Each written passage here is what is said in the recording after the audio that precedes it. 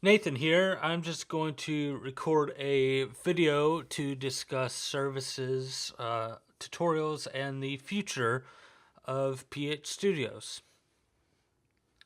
So it's been quite a while since I released any form of tutorial or video other than the announcement I released a few weeks ago. And that's because I've been heavily involved with my daytime job and getting my own personal video game project going to where I could just work on that a few hours here and there instead of spending 8 hours working on that a day, pretty much. So I'm getting that going to a more. I worked on that for a few months full steam, and now I can kind of dial back and work on that as I get to it. It's still going to take quite a while, but I want to get back into the video recording scene and get a few more tutorials out there. Specifically, a few more series, which each series will probably have 10 or 20 videos in them. So let's take a step back and look at the content so far. And this will bring me into the concept of the future, of what my plans are for the videos. So in the past, we've had tutorials where I have drawn on either the Surface Pro or the Wacom tablet. It's been so long since I used it. It took me a while to think of the name. A Wacom tablet. I usually drew on that for my game mathematics. When I was explaining something, I would draw on it. And that's good. But I want that to be better. In the past, when I've explained very complex topics, I would draw on the screen with the. Back when I was using Camtasia Studio, so it's been a while, and I might not be able to find an example video of this quickly, and I'm not going to spend hours digging through my old videos to find one. I think I can find one, and if I do, this is what you're seeing, is that I would just draw on the screen when I was explaining complex topics. We've had one hint of production level that I want to make a standard for videos going forward. And it is the flocking artificial intelligence concept videos where I do everything in post. I just record. It doesn't matter what's on my screen because it's all going to be done through After Effects in post. So as I'm recording this, I'm just sitting on my home screen on my website, and I'll work on everything in post. What I'm saying, bullet points, that kind of thing. So I want that to be a standard going forward. The level of video quality that the artificial intelligence flocking series had, concept, not tutorial, that's the standard I want to have whenever I'm talking about any kind of concept or anything that requires me to draw or anything where an illustration helps you learn the concept a little bit more. So I want that to be a standard on my tutorials going forward. Now, I mentioned a few minutes ago that in the past I've drawn on a Surface or a Wacom tablet. Now, I want that to be a standard where I might make a tutorial and I will actually do the drawing. But sometimes my handwriting, as I'm working on stuff, it might not look perfectly. Some people might be able to read it just fine. Others might have trouble reading my handwriting. So I will be drawing during the tutorial, but when I'm editing the tutorial, I will redo everything in post. So that way I can follow my drawing and I can work on it in After Effects and post and make it crystal clear as to what exactly you know for sure that this is the letter that I wrote. And it might be a little bit difficult for mathematics, and that might be just a cause a delay in a few tutorials being released. Now, that's the future. That's one of my standards I want to implement in all my tutorials going forward from now on. There might be tutorials that I can just use a PowerPoint presentation to explain everything instead of doing it all through post. And I might do that. That's depending on the situation. For example, I'm planning to create a brand new C# series focusing on the latest language functionality and a focus on clean code, and it's geared for very beginners. In that series, I'll probably use a lot of presentations. Most commonly would be PowerPoint, but I might use Apple's Keynote. But either way, I'll probably use that instead of doing it through Post.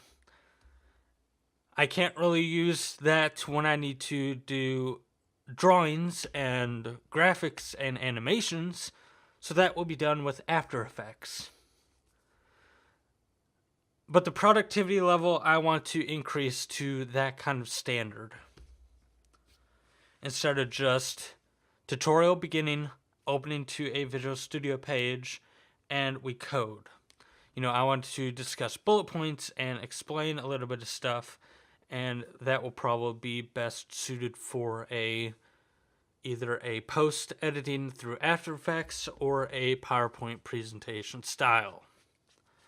Obviously, this is a software development tutorial website, so there will be a lot of screen time for Visual Studio and other IDEs and other kind of things.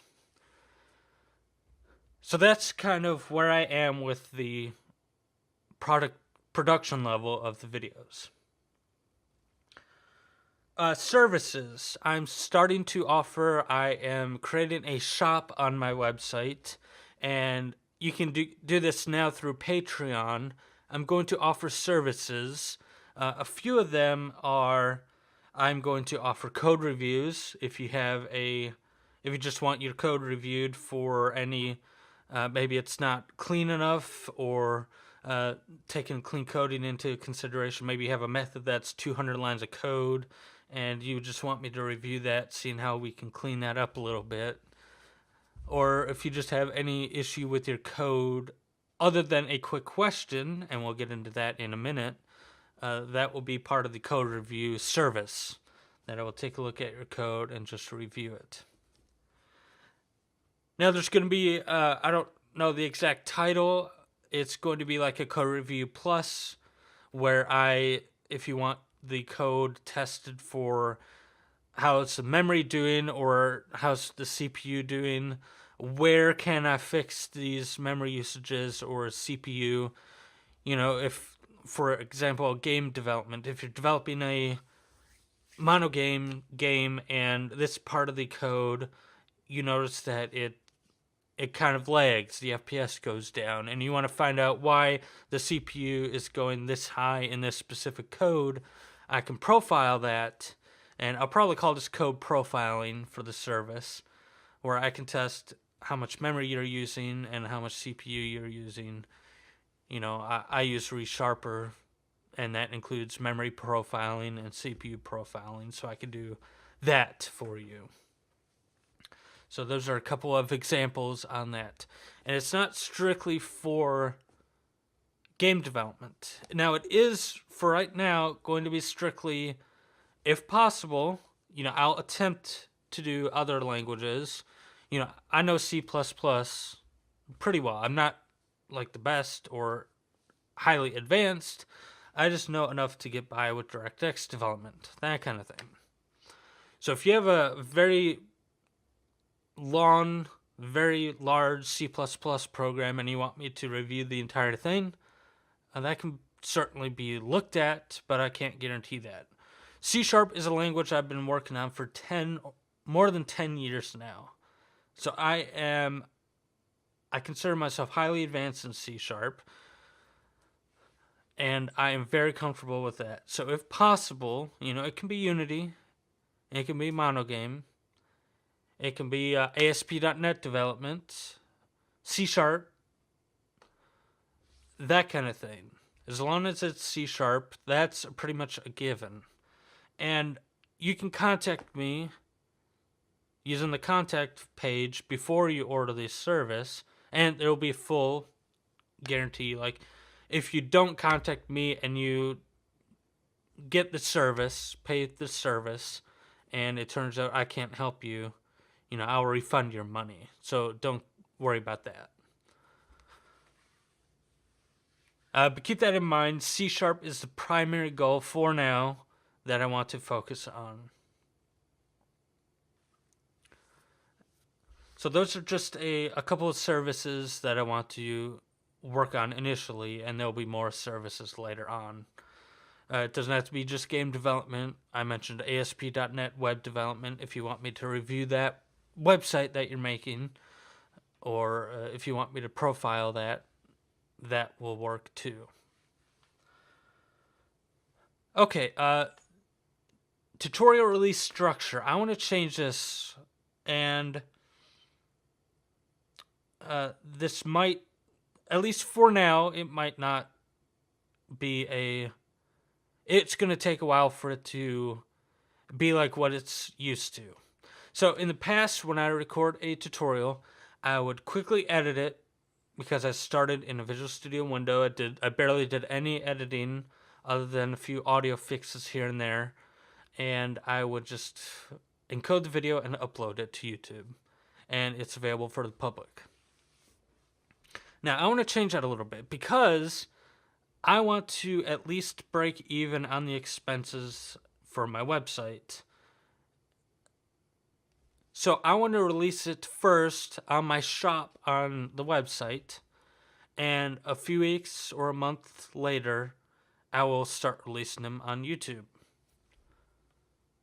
Now, I probably won't do this right away. I'll probably release a tutorial here and there on YouTube in the meantime. But for like my brand new C Sharp tutorial series, I'm going to spend quite a bit of time with the production level of those videos, and I want to put those on my shop first. And we're not talking about $30, $40, $50 here. We're talking about like $2 or $5 for the entire series or something like that. And that could be 10, 20, 30 tutorials, but the whole series will be $5 or so.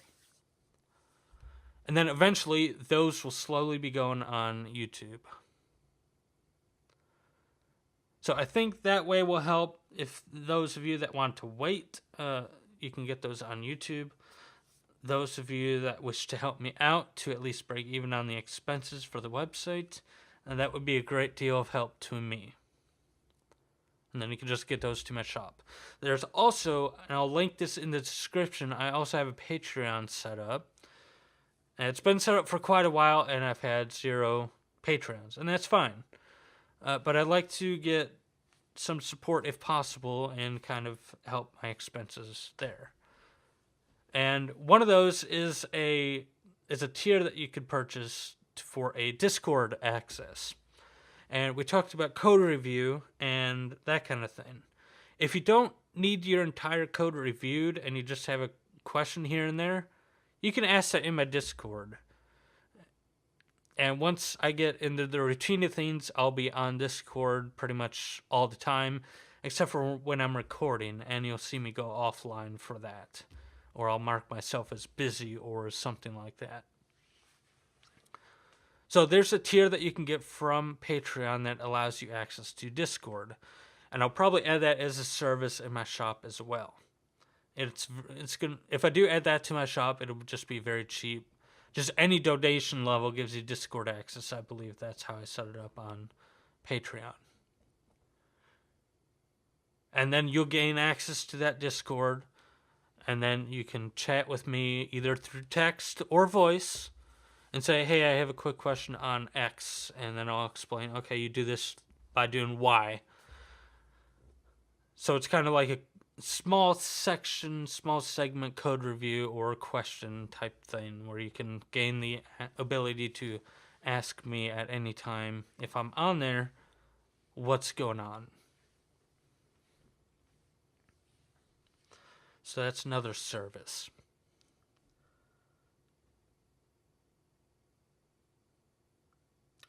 So I think that pretty much covers it. If anybody feels like they want to help me out more of like in a moderator or kind of like administrator level assistance, I do have a Slack as well. That's more for like moderators or people that want to help out the site as well. For people that just want to, be a community for other game developers and other software developers, that will be what Discord is used for.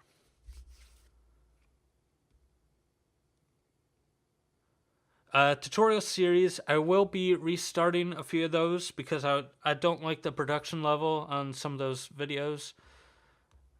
Primarily the artificial intelligence series.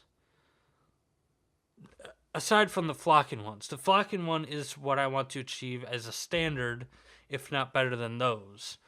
And the other artificial intelligence videos, I either drew on the screen through Camtasia Studio, or I drew on my Surface Pro or my Wacom tablet.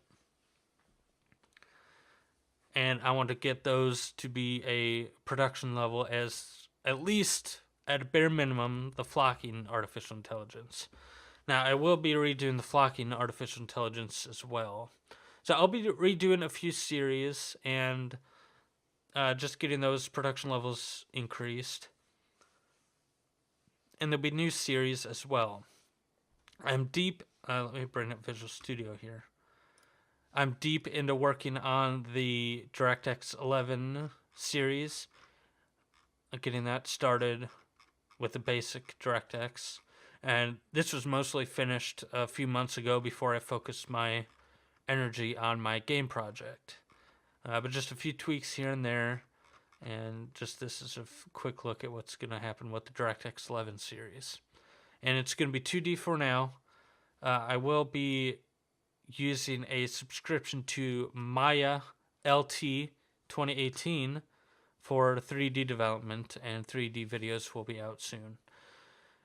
And that brings me into the discussion about at least breaking even, at least giving me the ability to continue on the Maya subscription. And that kind of thing. So there will be a DirectX 11 2D series coming out very soon. Unity. Okay, so for Unity, I'm going to cover a top-down shooter game. And it's going to bring in some RPG elements and elements from my large game project that I'm working on. And that's going to be a top-down shooter game, and that's going to be used through Unity. Let me take a sip of my drink here.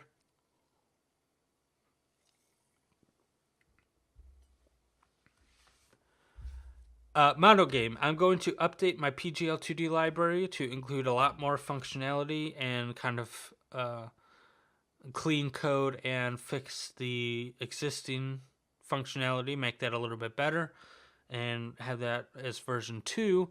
And for Mono Game, we're going to create a platformer.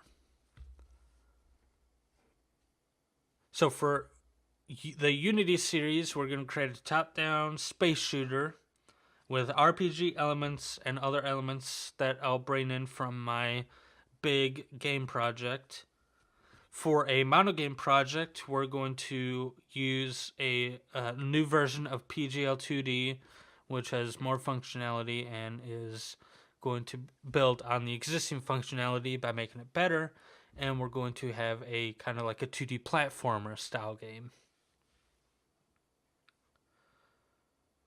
And then for DirectX, it's just going to reflect the DirectX 11, it's going to reflect the same as the DirectX 9 series was. I'm not entirely sure about like the first tutorial for DirectX and C++ Windows development in general. You usually do Here's how to create a window through DirectX. Since I already did that for DirectX 9, I don't know if I'll make a tutorial for that. I might as well. It'll be an easy tutorial, and that way you don't have to go to another tutorial series to learn how to make that Win32 window. But the DirectX 11 tutorial series will reflect how the DirectX 9 tutorial series went. Now, it will be using extra libraries for DirectX 11, like the DirectX TK, and that includes, like, if you're familiar with XNA, it includes, like, Sprite Batch and that kind of stuff. So we will be using that to kind of help us out with DirectX 11, so you don't need to worry that much about the complexities about just creating a 2D game with DirectX. Okay, I think that pretty much does it for this video. I don't think I'm forgetting anything. Oh, yes, I am. Okay, so my channel is just under my name, Nathan Biefeld. I want to split my channel up because in my channel, historically in my channel, one thing I've always wanted to do is not as a primary, because my primary objective is to create software development tutorials. And other things like Adobe After Effects, I have a few tutorials on that. Audio, I have a few tutorials on GarageBand. And Photoshop, I've had a few tutorials on how to create video game art. So it's not just software development tutorials, but you get the idea. Some level of tutorials. But I've also wanted to include some video game Let's Play.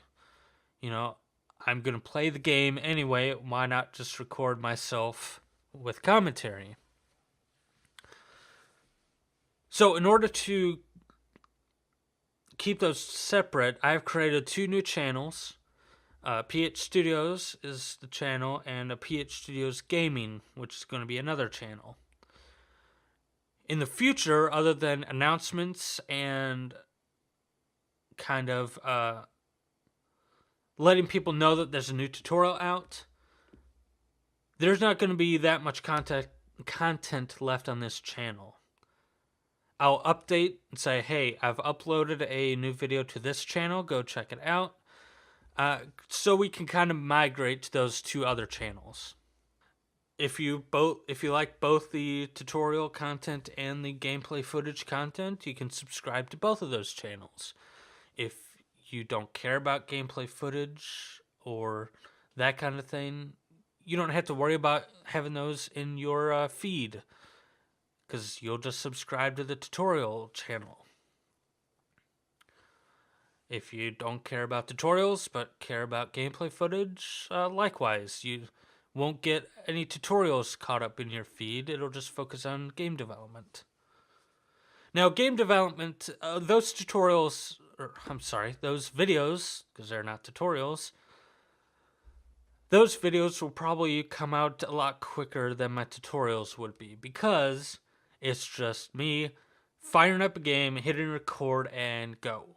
I'm barely gonna do any editing to those videos. I might cut out breaks where I have to go to the restroom, or get something to eat or drink, or, kind of small breaks where my phone rings and I need to take a quick break, and that kind of thing. I'll do those type of editing, just chop it up, combine them all together, stitch it all back together, and then render it out. For my tutorials, like I said, I want the production level to be very high now. Those will require a lot of editing. So those will take a little bit longer to do, where gameplay footage will just me getting my microphone pointed to my mouth, firing up the game, hit record, and go, stop the recording, and basically upload directly from there. Okay, so that should be it for the video. And I'll edit in post bullet points. I'll mention some kind of video games that I'm going to record shortly. Those will be in bulleted lists as I was discussing that. And we'll just go from there. If you have any questions or you have any ideas, again, I want this to be geared toward you, the audience. If you have any ideas at all on what kind of content you like to see, either use the contact form on the site or comment on the YouTube video below. And I'll do my best to include those ideas in future tutorials and content. Alright, I hope to see you soon in a tutorial or a gameplay video. And as I said, this channel is pretty much going to be used for announcements from now on and to kind of help people migrate to the new channels. So there's nothing there yet. You didn't miss anything. Don't worry about that. When there's something that's going to be in those channels, I will make an appropriate announcement. It won't be like in the middle of a 20-minute announcement like this one is. It'll be announcements specifically dedicated to that new tutorial or whatever is going on. Okay, my throat's killing me. I'm going to end this video. Thanks. Bye.